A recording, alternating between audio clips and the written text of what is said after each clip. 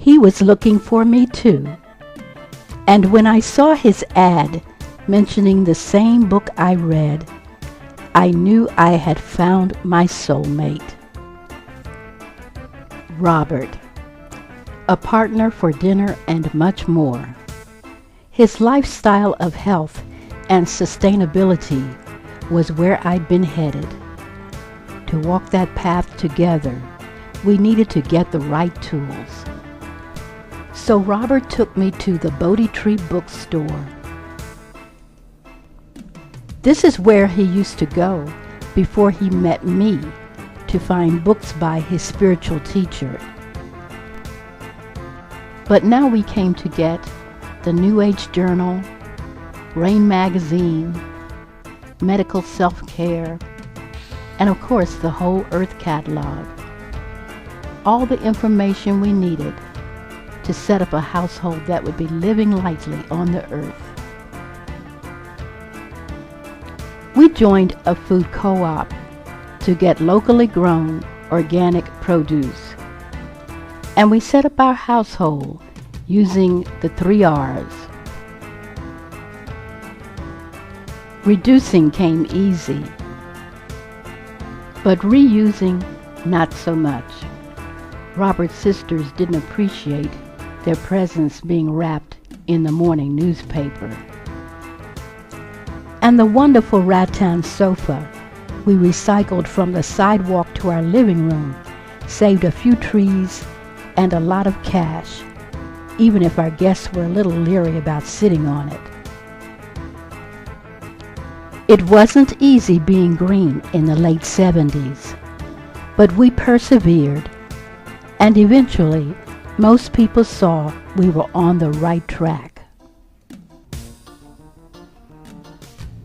Following our interest in unconventional wisdom, we went to hear a local historian speak on the African presence in ancient India. Runoko Rashidi gave a compelling presentation, and when he suggested we form a group for further study, many in the audience, including Robert and me, signed up. We met every week to explore history's missing pages. Some of the master scholars who retrieved and researched those pages we visited through their books. Others we visited in person. After a year, our study group went in different directions. Robert was the first to leave. His spiritual teacher had come here to set up a community, and Robert wanted to join him. We knew this was coming. We talked about it many times, but that didn't make parting easy. Still, I wished Robert the best. We'd no longer be in each other's life, but forever in each other's heart. I carried on the aims of our study group, selling our books to the greater community. And I developed audiovisual materials for teachers who wanted to make their curriculum more inclusive. But there was something missing in my own education. The Association for the Study of Classical African Civilizations would fill the gap at its conference. Held in July 1987, the conference brought 1,000 of us from the U.S., the Caribbean, and beyond to Egypt, or Kemet as it's called, for a real-world learning experience.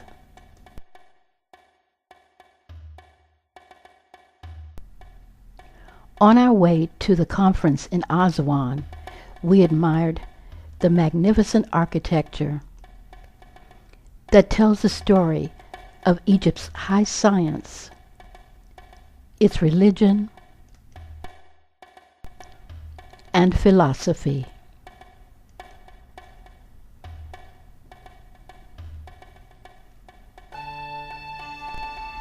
When we arrived in Aswan, we were greeted by descendants of the people who originally occupied this land.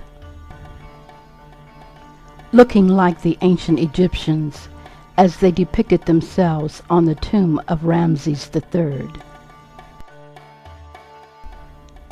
They haven't all disappeared into the modern Egyptian melting pot. Our 3-week study tour and conference was capped with a trip to one of the grandest of Egypt's treasures, the temples at Abu Simbel. The extreme heat forced me to cut short my visit to the temples as I sought relief under a nearby shade tree.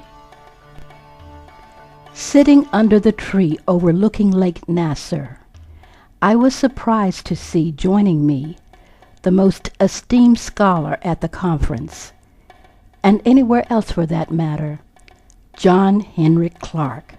Wow. Ever the teacher, Professor Clark suggested some books to further my studies. I was so awestruck that the mentor of Malcolm X and millions of others was now mentoring me that by the time I returned to the hotel, I'd forgotten every last book Professor Clark recommended. But I wouldn't forget the next lesson, which happened at dinner. This last evening at the hotel, the waiters had a burning question for me. "Why are you with this black group?" they asked. "You're a white woman." Stunned by their racial attitudes and perceptions, nevertheless I answered, "I'm like them, and you too." One of them then patted me on the head, whatever that meant. All during my trip back to the U.S. and a long time after, I thought about the exchange between those waiters and me. What did it mean to say, "I'm like them and you too"? What I realized it meant was my ultimate discovery.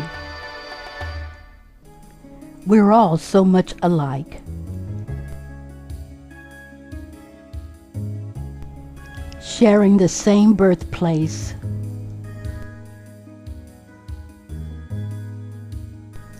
and much of our genes.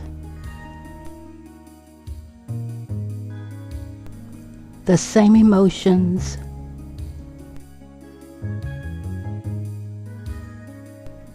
and basic needs. Looking beyond gender, race, and species, we realize that